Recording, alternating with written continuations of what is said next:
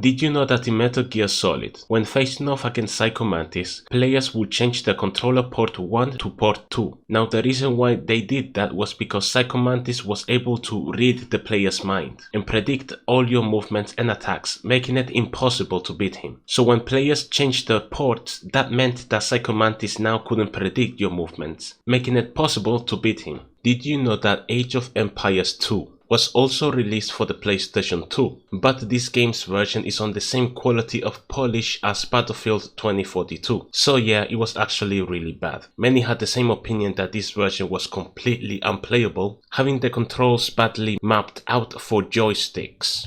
Did you know that in GTA San Andreas, you can dunk a basketball when CJ is fit? But if you eat too much, CJ will get fat and then you won't be able to dunk the ball. And in some missions, you won't be able to complete them. Did you know that for Mortal Kombat, the game was initially going to be a Jean-Claude Van Damme fighting game, but when the developers approached the actor with that opportunity, he turned it down. In the end, they would change his design to be one of the most popular characters out of the Mortal Kombat franchise, Johnny Cage. Did you know that in The Witcher 3, you can find the famous Game of Thrones character in the Skellige Isles, that character being Tyrion Lannister? Did you know that in Batman Arkham City, during your first mission, when fighting off against the thugs, if you take a moment and look up to the rooftops, you can find a mysterious figure watching you. This figure is Azrael, a character that you will meet throughout the game. Did you know that GTA 5 can be played on a Game Boy? A German physicist, Sebastian Stax, somehow found a way to make GTA 5 playable on a Game Boy by using a custom-built streaming cartridge. Did you know that PACMAN was originally going to be named Puckman, seeing how his shape was similar to a hockey puck? But as a last minute change, they decided in the end to go for PACMAN, after considering the possibility that vandalizers would spell something not so friendly for the kids to see. Did you know that in Team Fortress 2, during the Love and War update, if you were using the teleporter, there was a 1 in 20 chance that a random piece of bread would appear? This is a reference to the short video expiration date. Did you know that in Earthbound, there are 2 cabinets that can be found in the Onet arcade? Those 2 cabinets will show very recognizable games like Donkey Kong and Space Invaders.